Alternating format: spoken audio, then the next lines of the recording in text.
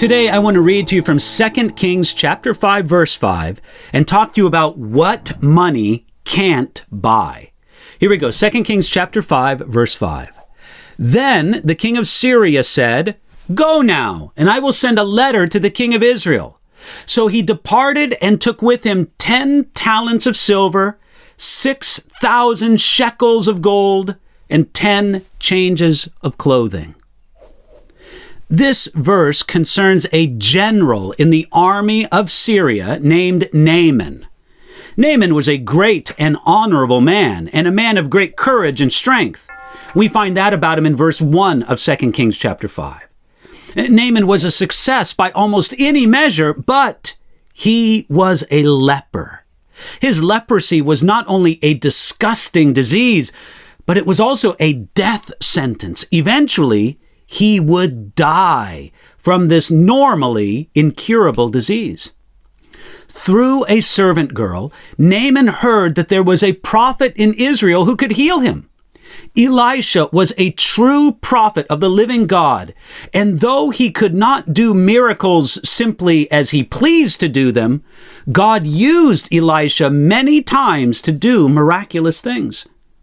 Naaman asked his boss, the king of Syria, if he could go to enemy territory, that is Israel, to ask a prophet among Syria's enemies for healing from this disgusting, deadly disease. The king gave permission, and Naaman went. Our verse tells us that Naaman brought the following things to pay the prophet who could heal him. He brought 10 talents of silver, 6,000 shekels of gold, and 10 changes of clothing. Here's the point. This was a lot of money. A talent was generally thought to be about 75 pounds or 33 kilograms. At today's prices, 10 talents of silver were worth almost $160,000.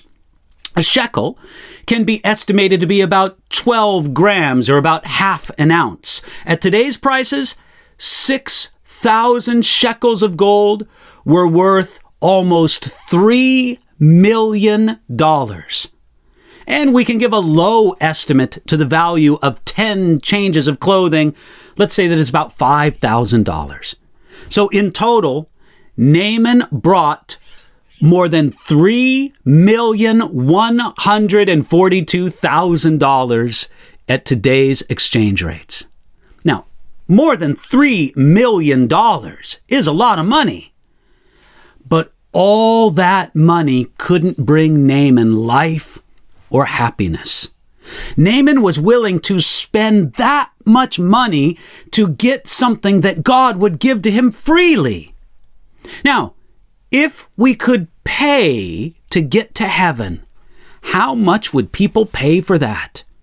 How much would people pay to be made right with God? How much would people pay to have true, meaningful purpose in life?